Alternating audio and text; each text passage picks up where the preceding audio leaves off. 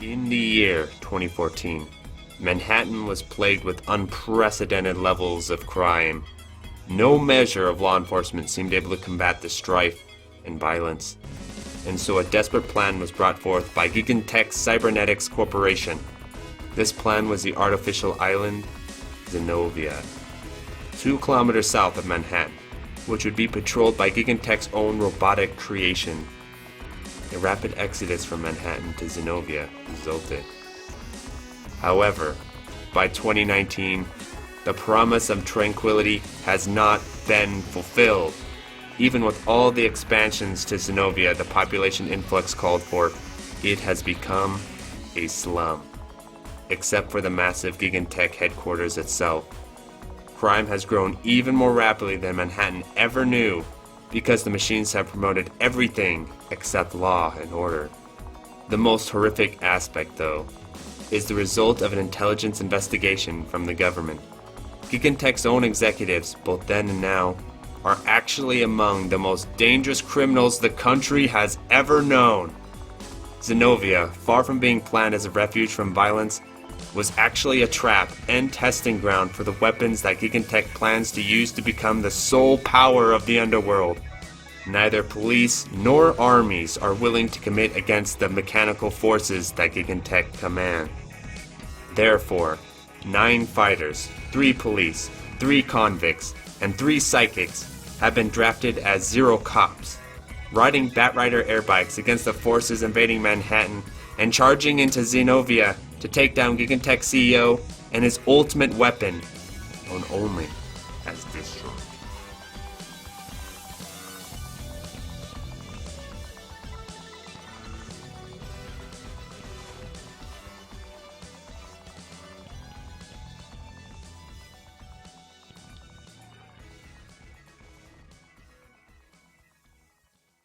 Hey everyone, welcome to my review of Armed Police Batrider.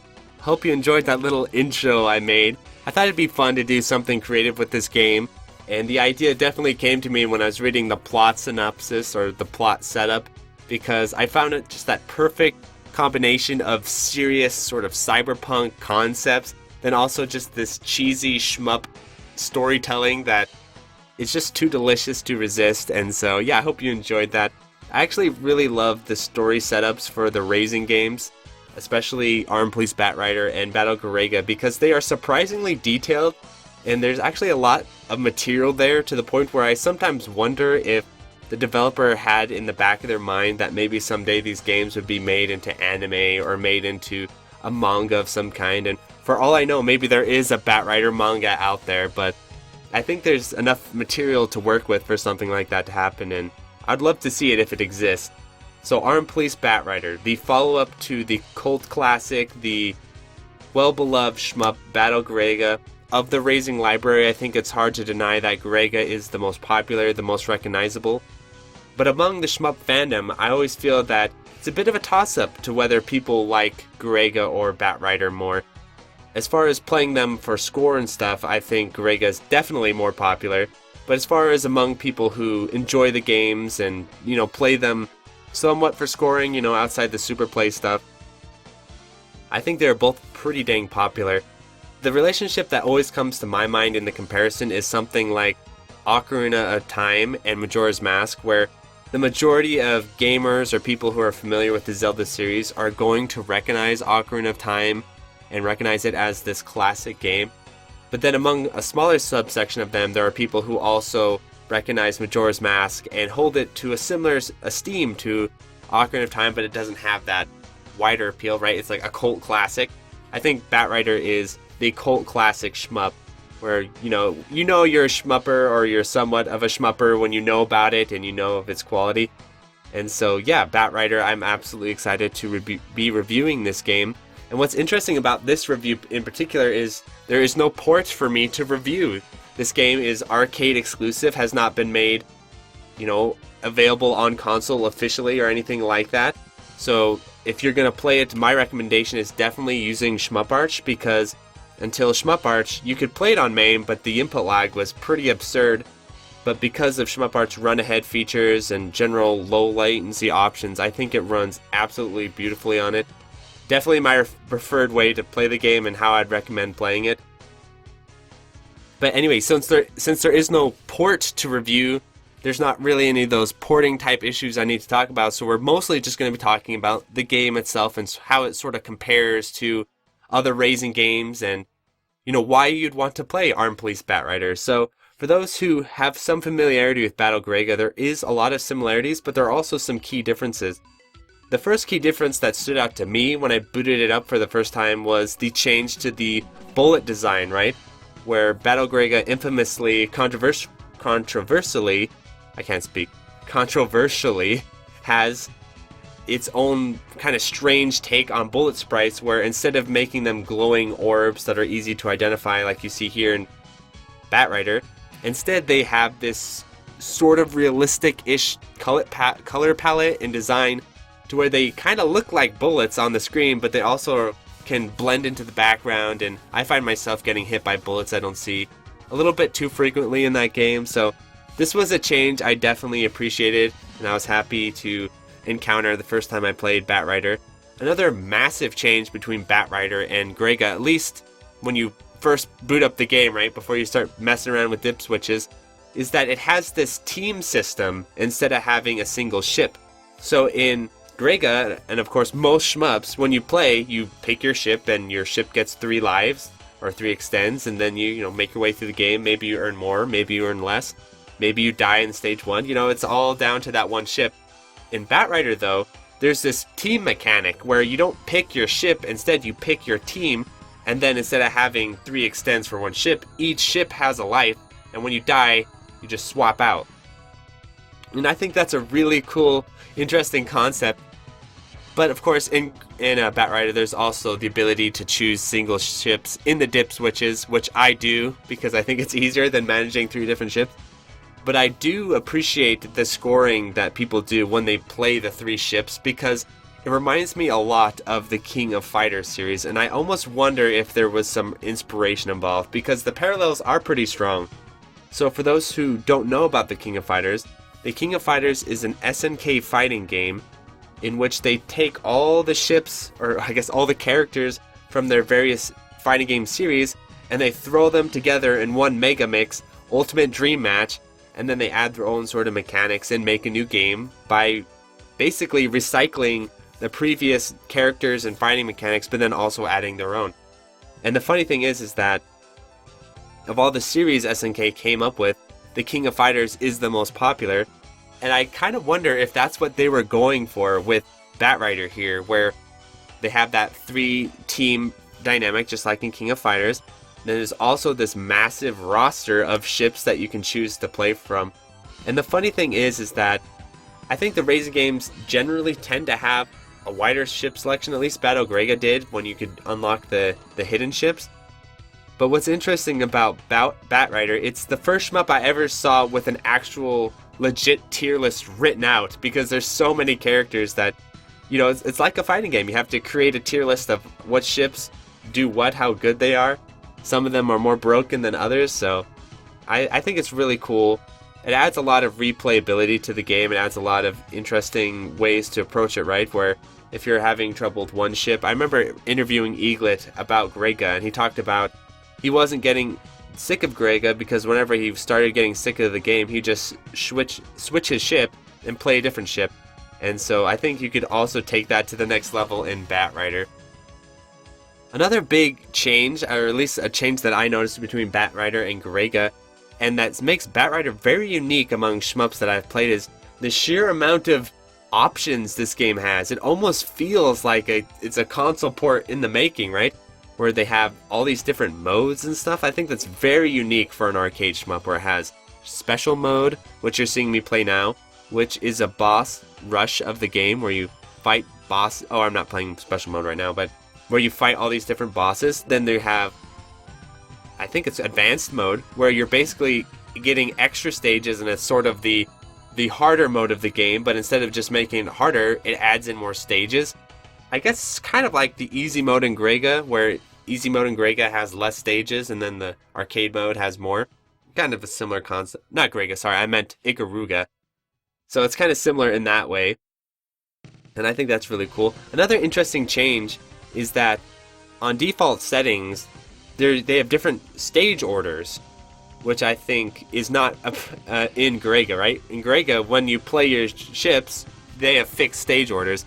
But in this game, you can create fixed stage orders, or the game will create a different stage order for the different ships. I guess a bit like Esperade or Psycho games in that manner.